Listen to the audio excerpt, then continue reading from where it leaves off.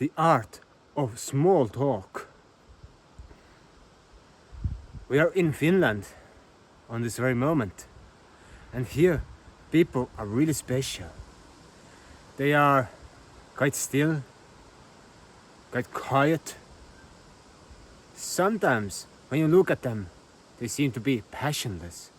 But when you go into a small town, to a local fair, they are talkative. They are always looking for some company. And on Saturday evenings, they go to big dance parties, dancing tango in the middle of forests. There are hundreds of venues over the country, in middle of forests, where they dance tango. And this passion comes out in small things. When you see someone next on your street and you say hey, you greet a stranger, you say hello. And when people meet, they talk about everyday stuff. Oh, today I saw a deer running over the road. Oh yeah, my child saw also a deer. Oh, you got a child. Yeah, my child is 3 years old. Oh, that's fascinating. And there's another aspect to the small talk.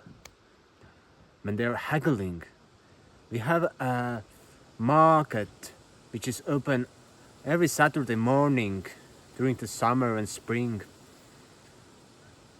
And every time when we go there, we see the same people selling their stuff and buying their stuff. And we get to know them each year, each time, each week. And we just talk about nonsense. Or sometimes someone has something interesting to sell. But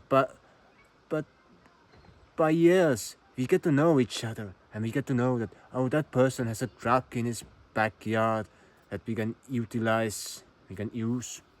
And that person grows tomatoes and has some spare.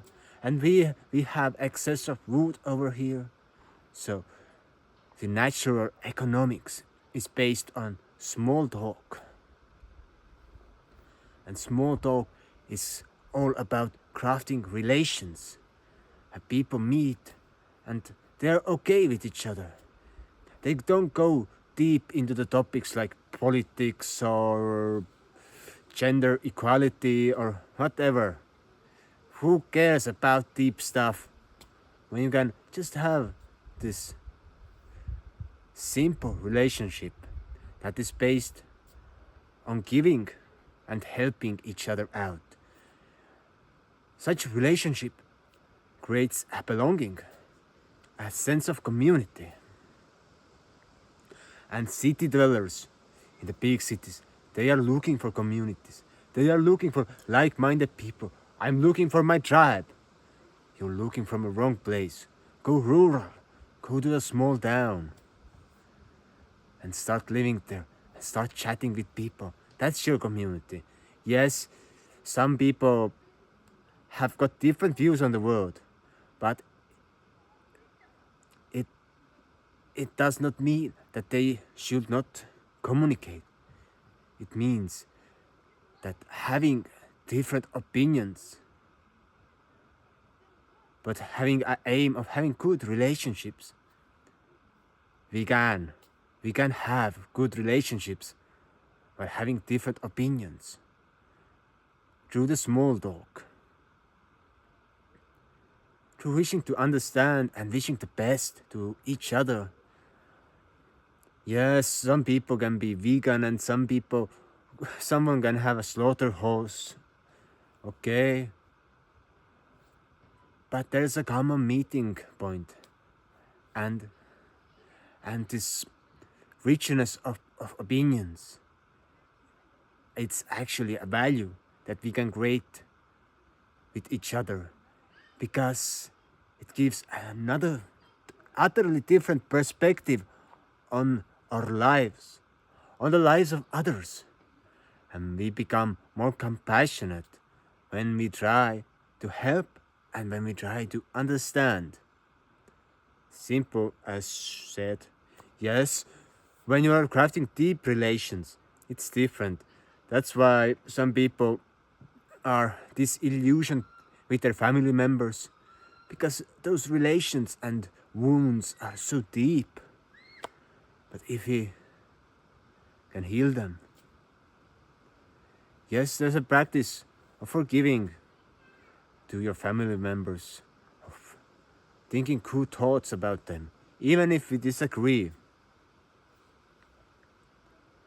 That's just life that happens sometimes. But art is always making friends, not enemies. Because when we have enemies, we suffer, not they. All the wrath and all the anger that we hold within, we suffer because the hatred is in us, not in the other person. Yes, someone can embody the hatred to us. But how can we forgive? And another thing, it's not this hippie stuff that, oh, everybody, yeah, peace and love. But no, it's just like when you know that the person is dangerous, or you keep away from the person, but you don't keep it personal. Yes, sometimes there are really hard situations when someone really dear to you is being hurt.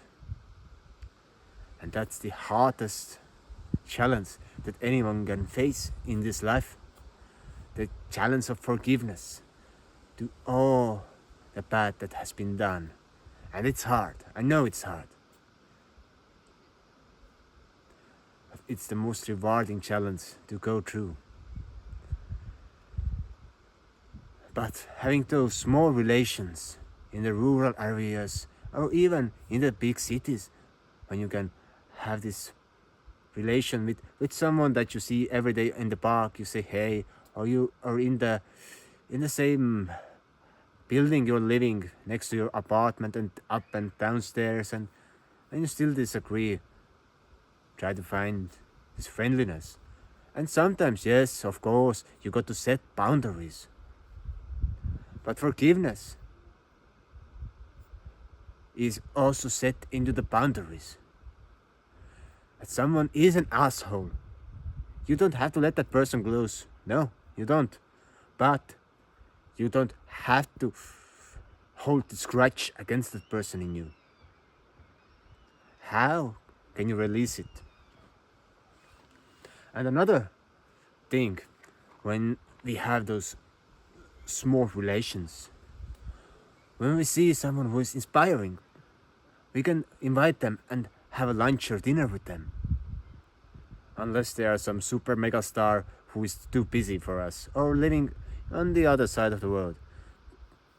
But if you have money and you want to fly to the other side of the world, it's different. But seeing inspiring people near us, in the nearby town, or in another city nearby, or in our city, we can invite them out and learn from them, ask questions, and we become strong. People with the most relations with other people are usually the strongest. Usually they are doing well because they have connections. They know what someone has and they know how to utilize it. And they also are offering themselves to their relations. So that's a win-win situation. When we find more friends, we create better relations. More people we know, and more people we can get on well. That's a social capital, which is even greater than having a one-man business or whatever.